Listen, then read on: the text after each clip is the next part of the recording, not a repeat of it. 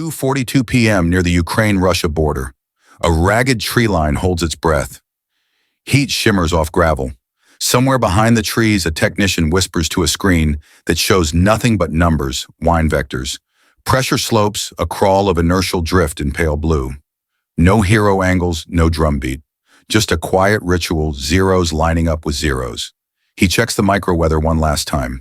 2 to 4 knots out of the west, shallow shear at 15 MNR, a brief thermal pulse sliding off a sun-baked field like a sigh. Good for low flyers, bad for radar. The tablet vibrates once sync complete, and the tech touches the corner of the map the way a chaplain might touch a shoulder. The first prop turns. It does not roar. It hums. In a different century, someone would have called what happens next a cavalry charge. In this one, you wouldn't notice unless you were counting heartbeats in the grass. 10 specks low, small, matte-skinned step off a dirt ribbon and follow a neoprene-wrapped fence line as if they grew there. Each airframe carries less explosive than a hand grenade and more instruction than an encyclopedia routes stitched to terrain, like thread to cloth, RF silence, like a vow. A rule carved into code, trust the inertials unless the world ends. 2:49 p.m. Western Russia. Far ahead and far higher, and Su-35 pilot frowns at a scope that was built to find fighters with swagger, and is instead being teased by 10 flickers that look like flies on a window. He nudges throttle. The scale lies to him, then tells the truth these things are real, and they don't want to be found. Back on the ground, a farmer in a white Lada turns onto a dirt track and pauses because he thinks he saw a bird move the wrong way. He decides he didn't. The camera in his dash keeps driving without him. 2:49 p.m. The Su-35 pilot gets a useful tell, the signature heartbeat of propellers at 7,400 RPM. He thumbs weapons release. The intercept math is brutal but knowable: 18 kilometers closure, 13 sec to impact once the missiles are moving. The aircraft is poetry at altitude. Down here it's reading footnotes in a hurricane of ground clutter. Then the drones do something impolite to physics: they kill their own engines. 10 firm blips devolve into 10 ghosts. At 45 mems above the ground, so low the world leaks into the picture, each radar pulse returns 2 truths, one from the target, one from its reflection in the earth. The missiles, hungry for certainty, choose the brighter lie. Detonation. Dirt leaps. The pilot curses the way professionals do quietly. A $1 million crater of nothing blooms below. One drone buys the escape. Drone 3 climbs to 500 memometers on purpose, screaming its existence like a flare. The kill chain finds it, kills it, and tells the other 9 a story they use for fuel. You have 3 minutes. 9 restart. 3, 2, 1. They flatten at 45 memometers, spread into 12 kilometer frontage, and re-enter the weeds. Gate 1 is cleared by acoustics and nerve engine cut ground ghosts a sacrifice. 3:38 p.m. Bryansk Oblast. The survivors slide east at 290 kilometers, spacing 500 millimeters, a line that looks sloppy until you realize it's a jamming weather vane. The needles go dead. GPS 12, SATS 1170. Not drift, not haze. Erasure. Meet Borisogledsk 2. 4 MT-LB chassis arranged in a diamond, each vomiting 100 W of surgical malice into the L-band whisper, where GPS arrives from 20,000 kilometers away at 0.025 W. That's a 4,000X bully at 8 kilometers. Screens blank. If the drones panic and call home, they die. 8 hold MCON, no radios, no pings, no active sensors, riding inertial navigation alone. MEMS gyros that drift 10-degree HR error budget, accruing meter by meter toward Pensa. Up the map, a Moskva Year 1 E-lint triangle listens with the patience of quartz. No transmissions of its own geometry, solving in silence. It needs a mistake. One breath on the radio. 3:41 p.m. The lead drone breaks the rule for 2 seconds, a deliberate sin to bless the rest. GPS sync formation tick. Moskva 1 pounces. Targeting data sprints to waiting shooters. 6 48 N6 missiles launch from S-300 sites, streaking at Mach 5.5. But the lead drone is already climbing and painting itself with chatter like a kid waving on a rooftop, decoy by transmission. The missiles eat sky. Then more. Then more. A hard kill comes late. 8 eastbound craft reseal their vow radio silence.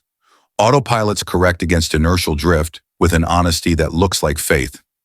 Gate 2 clears jamming beaten by discipline and a martyr. 4:00 p.m. Penza Oblast. The drones drop to 30 miles from throttle feather like they're sneaking past a sleeping dog. The first 9M38 launches without music, no illumination, no lock chorus, just a sudden roar from a clearing. How did a battery see what the radars didn't? Ears. The system is 1 beat with 75 penicillin, an acoustic reconnaissance array meant to find artillery that now sniffs drones. 8 microphones sample 16 thalanerary NX, mapping tiny time differences into a 3D sound picture. Motors have fingerprints, fundamentals, harmonics, beat notes. These sing at 7,400 RPM. Penicillin recognizes the tune and hums it back to a Tor M2 battery commander who chooses blind launch to keep his radar dark. The missile rides inertial for 13 seconds, then wakes its seeker at 2 kilometers.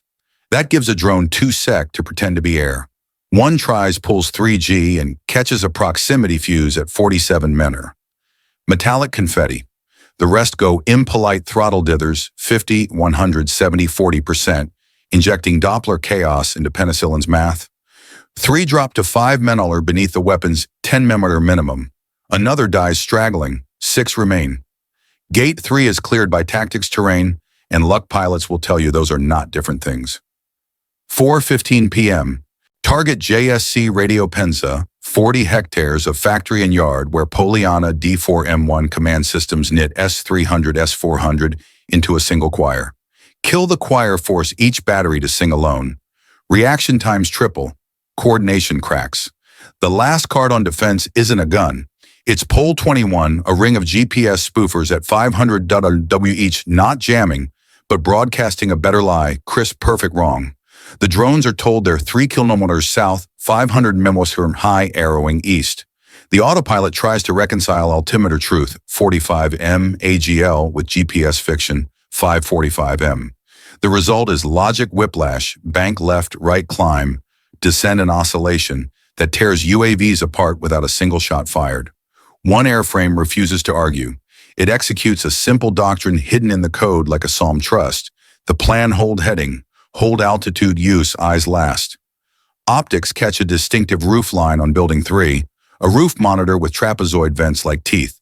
The drone dives 40 centimeters at 97 ms. A small shaped charge finds the roof wall seam, defeats 40 millimeter of steel, and introduces fire to chemistry. Trichloroethylene, acetone hydrogen peroxide, fuel-air flash racing at 1-800 meter-s. 4:20 p.m. Building 3 is flame. A second drone uses the heat bloom as a visual homing beacon and slams Building 7 at +20s. A third bites the transformer yard, throwing an EMP-like shudder across the campus. 2 more eat a component warehouse and trigger a lithium fire with the patience of a sin. The last airframe circles once camera, declaring receipts not claims, then spears the final haul that still thinks it's safe. The Poliana D4M1 line is gone. With it, the nervous system that made those SAMs a choir. The record hardens into evidence drone POV with timestamps, thermal columns on civilian weather cams. Next day, commercial satellite discoloration, locals posting the dull orange of a factory that forgot what night looks like. It's not a cinematic explosion. It's a mission kill that will demand weeks of repair, cancel scores of sorties, and rewrite a few paragraphs of doctrine. What breaks this harbor? Microwave fences, passive IR pickets at the 5-meter layer, rapid launch intercept drones, acoustic RF fusion inside a grown-up BMS that moves from detection to intercept in 30 as, and above all, custody of data flyer with embedded meta EW logs labeled search versus fire control tape. You can read to a parliament without blushing. In a dark cabin across Penza, a battery commander watches his crew try to speed load a decision and discovers there are no shortcuts, only checklists. In a hallway at JSC Radio, a night shift holds their breath as power flickers and stairwells fill with anxious radio traffic. In a farmhouse, a grandmother hangs wet laundry and wonders why there are sirens where sirens don't live. No plan survives contact, but good plans survive seconds. Tonight, seconds were the only currency. When the eyes went dark and the sword bent, the next move belonged to physics, not pride. If you wore a uniform, you recognized the melody sequence over swagger. Detect, decide, deny, deliver. It's the same cadence the U.S. teaches at sea when a gray hull gets crowded. Hail, show record reposition, non-lethal, first lethal. Only when the law and the math demand it. Here, small, smart, and silent didn't win with drama. They won with discipline. That's a lesson worth funding. For allies, insurers, and the uncommitted middle, what matters is the record, not adjectives, receipts. Because tomorrow's debate will happen in ministries and boardrooms, not just on a battlefield. The side that can prove restraint and precision keeps the win. The sky looks unchanged at 4:30 p.m. The ground isn't.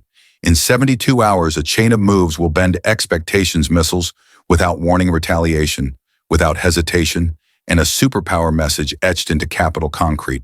The United States doesn't hunt wars, it shuts down threats. No land grabs, just time, reputation, and consequences reset to the boring settings that make commerce normal and mornings tolerable. Control isn't loud. It's the unglamorous arithmetic that turns a volatile morning into an ordinary afternoon. It's checklists that keep their dignity when tempers don't. It's a bridge team that knows which knob not to touch. A CIC that prefers facts to flourishes. A pilot who holds altitude because tomorrow's briefing needs the same truth on tape.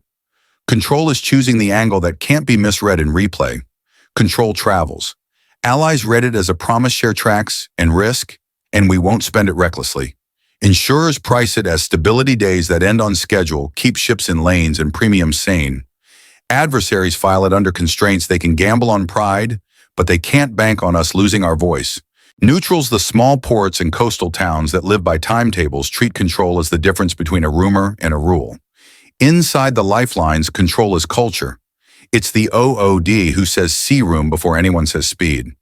It's the TAO who can recite ROE in their sleep and still looks them up anyway. It's a junior sailor wiping salt from a lens because the footage must be clean when the embassy asks for it. It's a chief who moves a knot of bystanders off the bridge wing because professionalism looks like space. None of that trends. All of it wins. Strategy lives there too. You don't stage a spectacle, you sequence effects. The ambush meets layered defense. The response meets law. The strike meets proportionality, not erasure, but precise subtraction of coordination and nerve. Then comes silence, the hardest effect to earn. Not the silence of fear, the silence of routines, returning a pilot boat, nudging a container ship into berth, a fuel truck rolling on time, a family planning dinner without checking the news twice. Control is kind to the future. It lets ministers de-escalate without losing face, partners double down. Without explaining your temper, young sailors learn that judgment outranks adrenaline. It's not weakness, it's stewardship. A superpower isn't measured by how much noise it can make, but by how little noise it needs to make to get the world back to work. And control is teachable. You rehearse the non-lethal ladder until it's reflex hail, show, record, reposition. You train to keep fire control tone off the table unless a red line is crossed. You brief the helicopter profile that reads witness not warning, and you fly it even when the horizon is angry. You practice the after action too, where the tape is cataloged, bearings are checked twice, and the lesson is captured as calmly as the day demanded. That paperwork is armor for the next storm. In wardrooms and ready rooms, the refrain is the same: presence over panic, procedure over performance. Somewhere a sailor texts a parent, long day, boring ending. That's the win.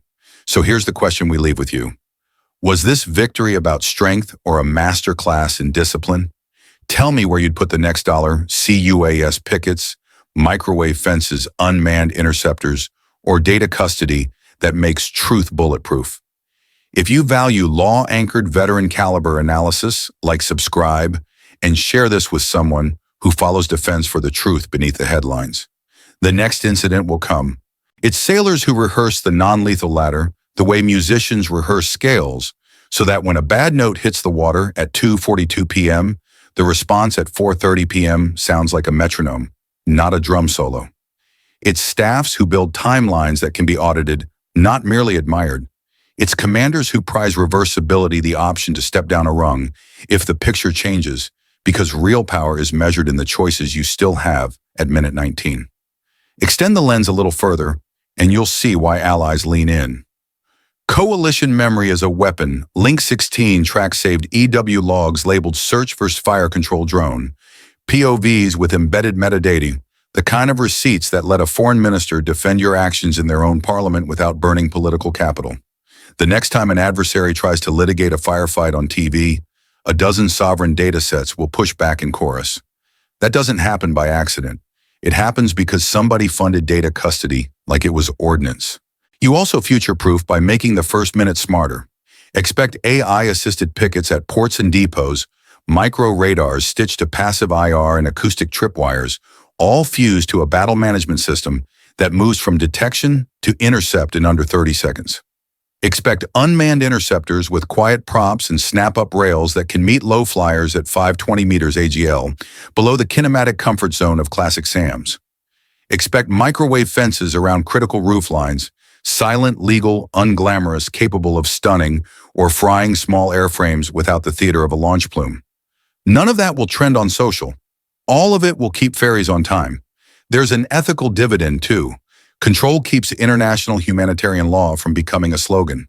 When your targeting stack bakes in no-strike overlays, when your pilots fly the witness profile instead of the warning profile, until a line is crossed when your ROE are read out loud the same way every day, civilian risk stays low because predictability stays high. The point isn't to sanitize war, it's to bound it to make each violent act legible, necessary, and as brief as the problem allows. The classroom for all this is dull on-purpose simulators, where crews fight boredom and drift before they fight in enemy tabletop drills where lawyers sit next to gunners, and the quiet argument is about sequence, not ego. Ask any gray-haired instructor what wins angles, not adjectives.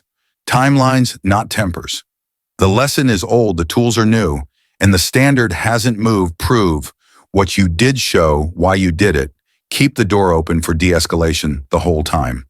And when the day ends, as it should with paperwork instead of headlines, there's a human truth under the doctrine. A harbor pilot keeps his shift. A mother hears the evening train the way it should sound. A junior sailor texts boring debrief. That's good. Multiply that by a coastline, and you've defended more than a map, you've defended a way of life where the extraordinary stays rare, because professionals keep it that way. So stay with us. We'll keep turning complex nights into plain English, separating noise from signal, and following the evidence wherever it leads. Tell me one last time, if you had a single dollar for the next upgrade, would you buy AI pickets, microwave fences, unmanned interceptors, or data custody that makes restraint undeniable? Your answer shapes what we build next, because in a free world, control isn't just a tactic, it's a public service. The task is to make it predictable, recorded, and over before dinner.